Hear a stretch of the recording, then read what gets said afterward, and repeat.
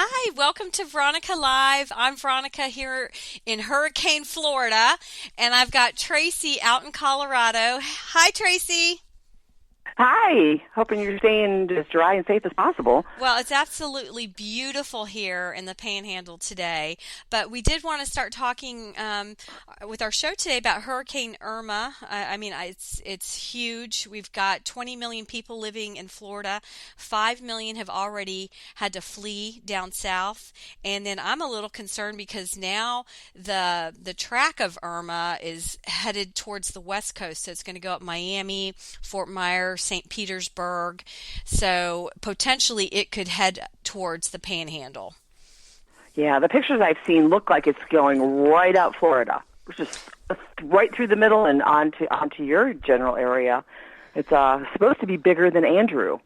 Yes. Have you seen the comparisons of what the hurricanes look like next to each other? No, I haven't seen that. Oh I'm my sure gosh. it's a huge difference, though. Irma is massive. And, Andrew was in 92, so we haven't had anything like this since then. And that one actually, that hurricane caused about 26 billion in damage. So it's just Florida's chaotic right now. I know I have relatives that are leaving today. From Central Florida.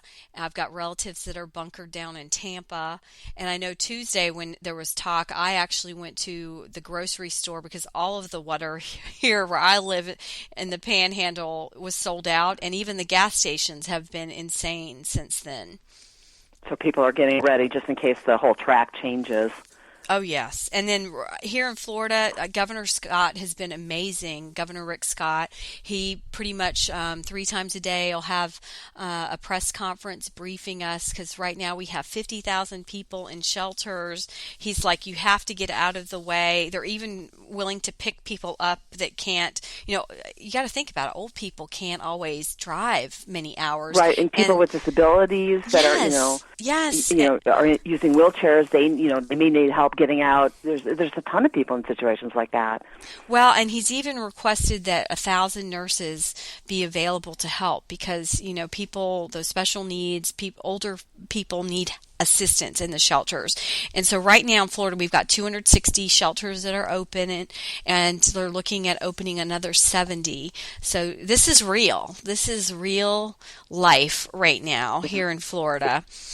And it's kind of an interesting contrast since Houston didn't evacuate. Yeah. The fact that he's, doing this so early is a good thing.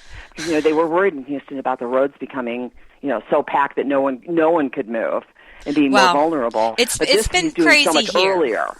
It's been crazy because my friend's son was trying to go from Jacksonville here towards the Panhandle.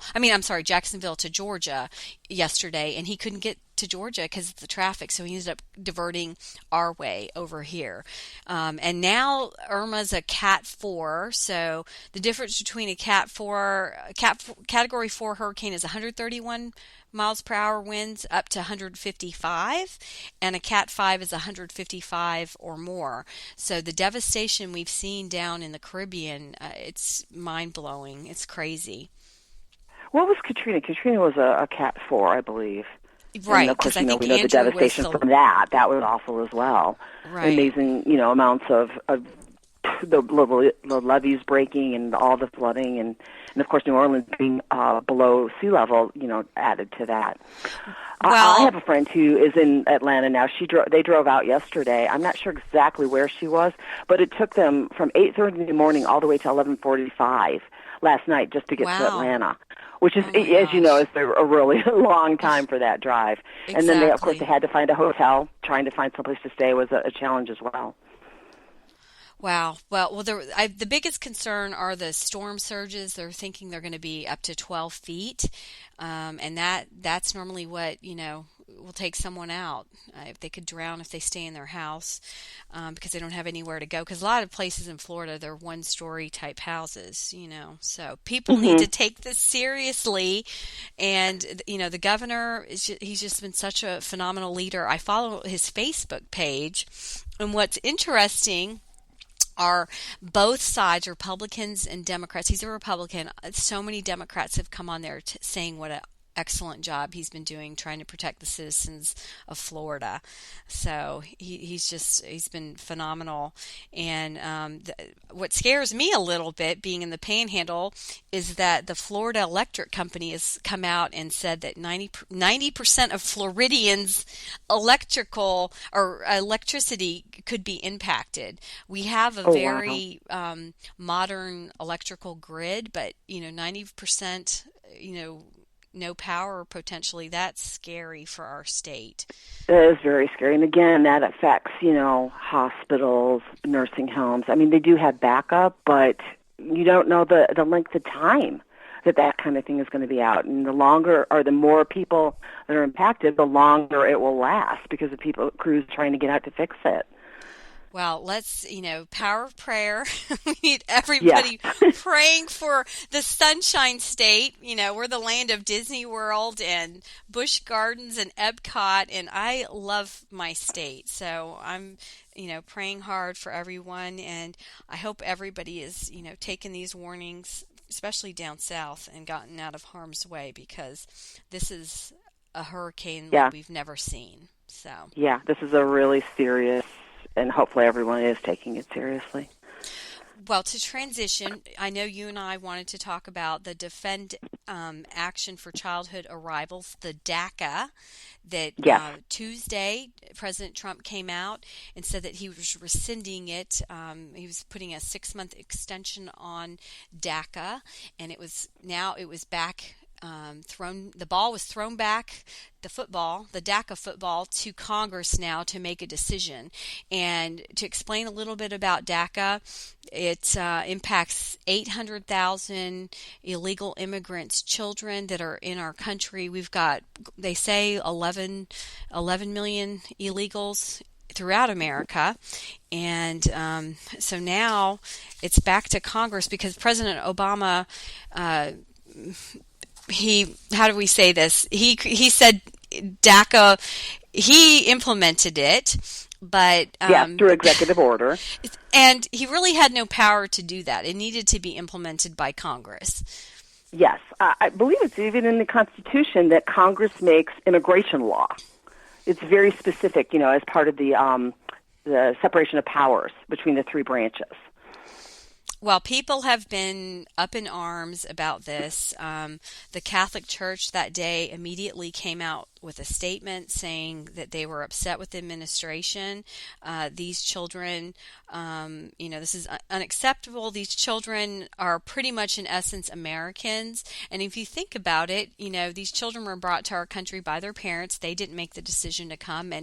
And all of the youth that I know in this situation, I mean, they're truly Americans. They're going to American schools. They're playing sports. I don't know how you would send back 800,000 children to countries that they don't know. That they don't know and that they have no experience with. I don't see how we could possibly do that. The human toll there is very concerning, obviously. When you're a child and you're coming to another place, if you're very young, you're not going to remember anything from your previous country. Right. Well, and then so Trump came out on Twitter 2 days after he made the announcement, and he said, for all those DACA that are concerned about your status during the 6-month period, you have nothing to worry about. No action, ! So he was feeling pressure too, because now all of these families, they're in upheaval. But I think 6 months should be enough time for Congress to get their act together and, get this legislation passed. Well, let's hope so. I mean, they've tried the DREAMS Act in the past. That was back in 2001 is when they started that. That was Orrin Hatch and Dick Durbin introduced it. And that was a way to protect children in that situation. Of course, it's never actually passed other than in 2010 it passed through the House. And then the Senate turned it down. So that's why President Obama acted upon it, even though it wasn't, the legal correct way to go about it. Right. But I mean, they're trying to reintroduce.